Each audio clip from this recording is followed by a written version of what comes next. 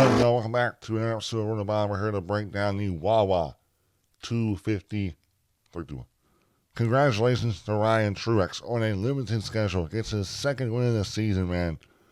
Man, you gotta feel good for Ryan Truex. He doesn't have sponsorship. He's a lower funded guy. Doesn't get many opportunities.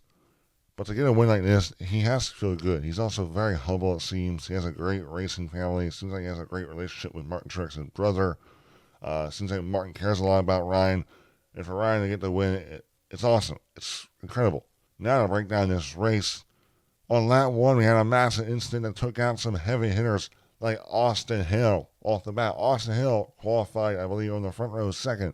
But due to some radio issue, he started in the back. I'm not sure if it was their decision or it was NASCAR's decision because he took too long trying to get this thing fixed on pit road. Like, he wasn't even rolling. Everyone was rolling. He was still just sitting there while their team was trying to fix this radio issue. I think they got it fixed, but on lap one, it was a big stack up. I forget what car it was, the 15. I think Jeffrey Earnhardt looked like he stacked up, slew up. A lot happened. It was a chain reaction, and it just took out a lot of cars, and then Austin Hill got taken out of it. Bunch of freaking contenders. And Austin Hill was the biggest contender taken out of it. And then we got back green after that. And then after a long cleanup, we got back racing, man. And the racing was just awesome all week. And then after the long cleanup, we got back racing. I mean, the racing was awesome, guys. 3x3 racing, 2x2. The drivers could do whatever they wanted, drive how hard they wanted, push how hard, all these little things that they could do. Great racing. And that led to Justin Allgaier, to me, I think, had the best car. Whatever he was doing, he had that thing, that Helms machine hooked up. He looked like a guy that can do whatever he wanted with his car, move wherever he wanted. He was making great moves, side drafting really well, and he won stage one. Then we saw more of the same with Justin Allgaier, but we also saw Parker Kligerman and A.J. Allmendinger. To me, they were the best duo all race, working really well together. Those guys were racing well, but I don't know what it is with Justin Allgaier. He fell back early in that stage two, but then came back from the end and was, oh my gosh, just his ability to just side draft and how aggressive he is with that side draft. I mean, it looks like he's going to door him, but just thin margin, man, making moves, slowing that outside lane down, making passes, making moves, and Justin Allgaier swept both stages, winning stage one and stage two. And coming to the end of stage two, we had a little incident there with the 5 of Anton Alfredo getting in the wall, and then the 1 spinning of Sam Mayer, but nothing too extreme there. And then in stage 3, we saw the duo again, A.J. Allmendinger and Parker Kligerman. They were the most locked up. They were up front the most. And then Justin Allgaier was kind of maybe not as involved, but then we saw Anthony Alfredo in that number 5 dude wipes for Allen Motorsports. I was impressed by him. I believe they said that he leased a ECR engine, so he leased a good engine for being a smaller team. So it was fun watching them at the end. A lot of great races, but you could just tell how the intensity. I mean, the last stage was only like 36 laps, and they were pushing hard and aggressive. And then we saw some weird thing there with Jeb Burton. Looked like he was trying to squeeze it out on the outside with Sam Mayer for some reason. I'm not sure what he was doing that. And then kind of wrecked Sam Mayer and wrecked a bunch of other cars. The 00, the 31, the 8, the 9, the 38, the 45, the 28.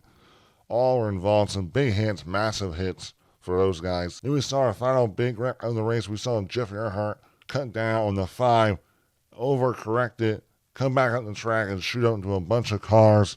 The 5 was involved, the 51, the 45, the 92, and then 97 were all involved. And that ended up being a 12-minute red flag for that one. Lots of speedy drive was put down the track for that one.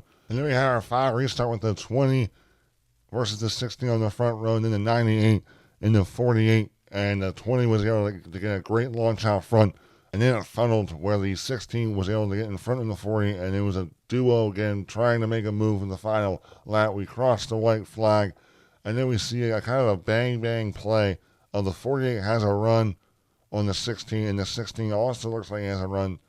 And they both kind of go down to the bottom of the racetrack trying to make a move on Ryan Truex. And simultaneously it clips the 16. He slides down across the racetrack, comes up, hits the 51, smacks the wall. It was a bang play where the 48 had a run on the 16 and the 16 had a run on the 20.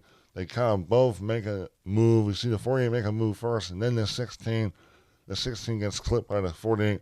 The 16 slides across the track, almost nips the 51, smacks the wall hard. Looks like he's going to keep rolling, but then the caution comes out, and Ryan Truex is ahead at that moment. And Ryan Truex gets his second win of the season.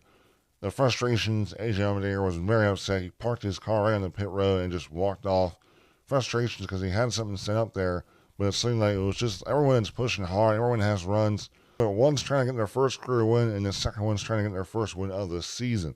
And, when someone has a run, they're going to take it. And it seemed like they both had runs, or one was trying to block the other, and it just happens. But we run down our top 10 finishers.